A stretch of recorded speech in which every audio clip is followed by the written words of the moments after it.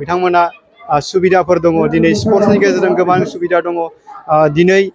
hotel management लानायनि गेजेरजों सोरबाया दिनै जानाय लोंनायाव I mean दिनै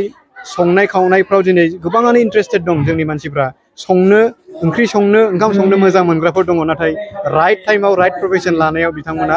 गावनि लामाखौ दावबायलांनो हाया दिनै संनाय खावनायावनो जुदि गुबुनाव बिथांमोना राहा नुहुराखैब्ला संनाय खावनायावनो बिथांमोना गावनि जिउ राहा दानायाव बिथांमोना गावनि मोनसे प्रोफेशन दानो हायो जेरै हटेल मेनेजमेन्टफोर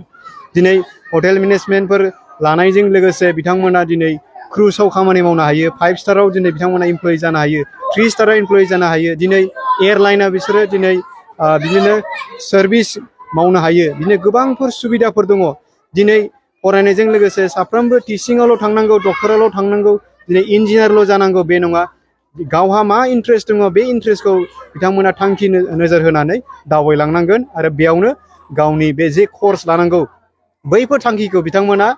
नोजोर होनानै गावनि बे थांखियाव सहैनो थाखाय दा माबायदि कर्स लानांगौ आङो साइन्स स्ट्रिमाव आङो आगान होनांगौ ना आङो साइन्स कमार्स स्ट्रिमाव आगान होनांगौ आरो ना आङो आर्ट्स स्ट्रिमाव आगान होनांगौ बेफोरखौ गावनि थांखिखौ नायहरनानै बेफोरखौ बिसोरो मोजाङै सिलेक्शन खालामनाया गाहाम बेफोरबायदि मोजां राइट टाइमाव जुदि राइट कर्सखौ लानो हाब्लासो गाव गावनि बै जे थांखि बै थांखि एबा टारगेटआव एबा गोलाव सहैनो हागोन दा सासे फरायसाया गावखौ डिसिप्लिन लाखिनो थाखाय फार्स्टआव गावखौनो सांग्राङाव दोननांगोन जे बांसिन लाइमोनफ्रा गावनि मोनसे गावखौनो सोंथि सोंनो रोङा गाव मा मावदों मावाखै बेखौ गावनो मिथिया दा बेखायनो सिगां गावनि मावनायखौ गावनि जे इयुननि जे थांखि लानानै बिथांमोना फरायनानै दावबायनो सानदों दा बिनि सोंथि सोंब्लासो बिनि एन्सारफोरखौ बिथाङा मोनगोन दा बेफोरबायदिनो सासे लाइमोना जेब्लायबो बेफोरबायदिनो गावनि बेफोरबायदि थांखियाव सहैनो थाखाय गावनि बे जे केपासिटिफोर दङ दा बे केपासिटिफोरखौ टेलेन्टफोरखौ बिथांमोना मोगथां महराव बाहायनांगोन दिनै गोबां स्टुडेन्टफोर दङ नलेजल' लायो खिन्थु बे नलेजखौ मोगथां महराव बिथांमोना बाहाया गुबुनखौ बिथांमोना बोसोन होयो खिन्थु बे एखे बोसोनखौ बिथांमोना प्रेक्टिकेलाव बाहाया दा बे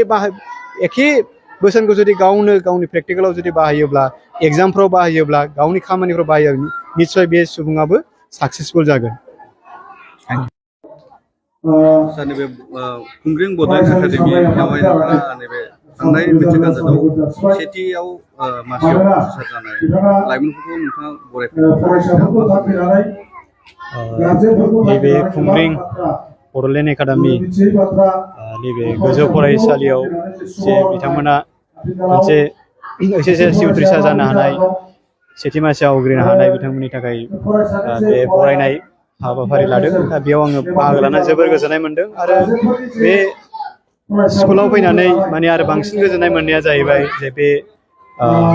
बड'लेण्ड एकाडेमिया देग्लाय बोसोराव जौखोन्दोआव 100 खोन्दोआव माने बिथांमोना HSLCनि साफ्रोमबो फरायसुला फरायसुलिफोरखौ उथ्रिसार जाहोनायाव बिथांमोना जोबोर बिहोमा होबाय आरो बेजों लोगोसे बिथांमोनखौ आंनि गोसो गोरबोनिफ्राय आङो साबायखर होयो एबा कंग्रेचुलेसन होयो जे जोंनि बे बड'लेण्ड एकाडेमिनिनो गोरायुं अशक नार्जारि सार आरो बेजों लोगोसे बे स्कुलनिनो मेनेजिं कमिटिनि जोंहा आफादगिरि दङ बिरदाव मुसाहारि आरो बेजों लोगोसे साफ्रोमबो स्टेक हल्डार आरो साफ्रोमबो फोरोंगिरिसिम आंनि बे कंग्रेचुलेसनखौ बिथांमोननो जासिहरो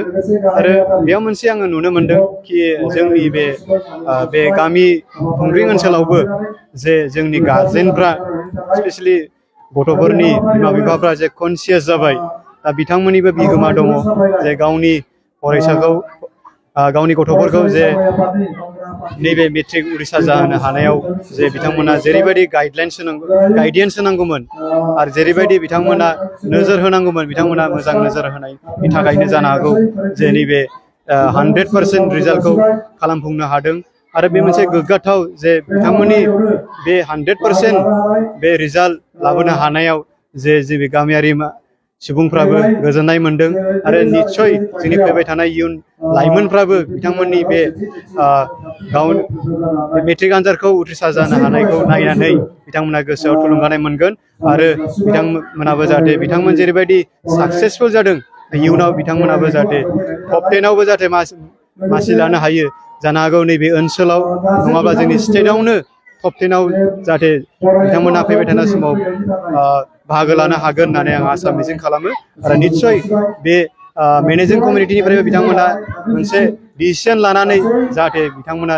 टिचारफोरनि सायाव नोजोर बोनानै फरायसाफोरनि सुबिदानि सायाव नोजोर बोनानै बिथांमोना खामानि मावलांगोन आङो बिथांमोननिसिम आंनि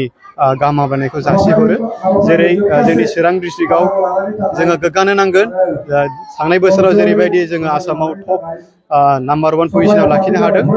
थिग बेबायदिनो देग्लाय बोसोरावबो जोंनि बे चिरां ओनसोलाव सेथि मासियाव जोंनि बे LC आनजादखौ जोङो आसाम हादोरावनो जोङो आवग्रिनो हादों जोङो माखासे लाइमोनफोरखौ जोङो नुयोदि मेट्रिक पास जानाय OHS पास जानाय लोगो लोगो बिमा बिफानियाव गारि मटर दाबिनायखौ जों नुदों बे बेलायाव नोंथाङा मा मेसेज होगोन लाइमोनफोरखौ आङो बेखौनो मेसेज होनो लुबैदों जे गावनि बिमा बिफानियाव दाबिनायाव बिमा बिफाया होनो हायैनि जेबो खारनानो गैया नाथाय होनानै जे लाइमोनफ्रा गावनि जे बेसेन गोसा समखौ जे ओरैनो नस्थ' खालामगारगोन जेरै फरायनायनि जायगायाव बिसोरो इन्जयमेन्ट एन्टारटेनमेन्टआव बांसिन समखौ बिथांमोना गारगोन दिनै बाइक लानानै जुदि बिथांमोना दिनै सासे बाइक लागिरि स्कुटि लागिरि एबा कार लागिरिया गावनो ड्राइभिं लाइसेन्स जुदि गैयाब्ला जुदि बिथांमोना बाइकल' लानानै जुदि सालायलांनानै जुदि गुबुन फारसेयाव जुदि पुलिसफोरजों बिथांमोना हमजायोब्ला निस्सय गावसिनि बे बैसो जायैनि थाखाय बिमा बिफानि सायाव बेफोरबायदि केसा फैगोन थाङै थुङै बिमाफ्रा खस्थ' लानो गोनां जागोन आं बेखौनो खावलायगोन जाहाथे जोंनि लाइमोनफ्रा जे आङो एबार HS आनजादाव उथ्रिसारनो हाबाय मेट्रिक आनजादाव उथ्रिसार जानो हाबाय आंनो बाइक नांगौ होननाया मोनसे बिथांमोननि थाखाय गोरोन्थि मानो होननानै बुङोबा जोङो गुबुनखौ नायनानै गुबुना पास जाग्रोमोना बाइक मोन्दों होननानै बिथांमोना गावनि बिमा बिफानाव बाइकफोरखौ दाबिनो नाङा आरो बेबायदि समा जोङो बाइक सालायनानै स्कुटि सालायनानै सम हगारनानै सम नङा बे समावनो जोंनि जिउनि थाखाय जोङो मा खालामनांगौ जे फरायसा समाव फरायसा फरायसुलिफ्रा बेनो मोनसे थांखि जानांगोन जे आङो आंनि जिउ दानायाव आङो जेबो जिराया आं फरायनायाव बांसिन टाइम होगोन आङो ओरैनो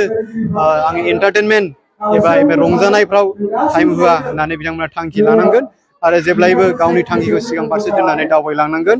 बिदिनो गावनि डिमान्ड जे बाइक नांगौ स्कुटि नांगौ कार नांगौ होननानै बेफोर बैसो जायै समावनो जुदि बियो कार लानानै जुदि बिथांमोना गावनि समखौ नस्थ' खालामोब्ला दिनै एक्सिडेन्ट जानानै बिथांमोना जुदि माबा मोनसे गावनि जिउखौ माबा मोनसे एक्सिडेन्टफोर जायोब्ला निस्सय बेयाव बिमा बिफाया दुखु मोनगोन